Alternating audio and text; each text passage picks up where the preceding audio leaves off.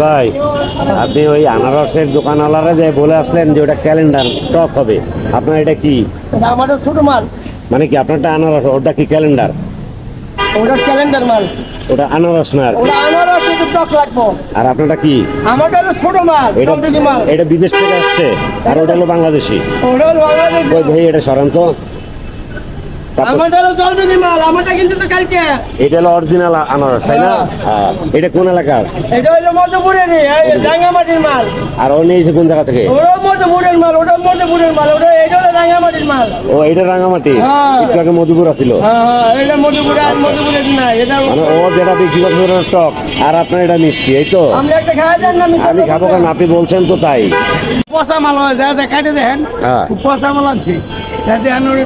ওই কইতেছে ওইটা হলো রাঙামাটির, আপনারটা হলো মধুপুরের, কোনটা আসলে? এটা বলা ক্যালেন্ডার, ওটার বাপ। এটা কি মিষ্টি হবে? কোনটা এটা মিষ্টি তো, এটা মনে করেন ওটা যে পচা, আমার বারানি মাল পচা। এখানে ওর সামনে বাইক করি, তুই পচা না হয় আমি সব ফেলাই মাটি। তাহলে কি বুঝলেন, আমরা সাধারণ ক্রেতারা কার কাছে যাব? কোনটা ভালো কোনটা মন্দ আমরা কি জানি? বিক্রেতারাই বলছেন একে অপরের দোষ দিয়ে যে ওটা টক, এটা মিষ্টি, এটা ক্যালেন্ডার, ওটা আনারস।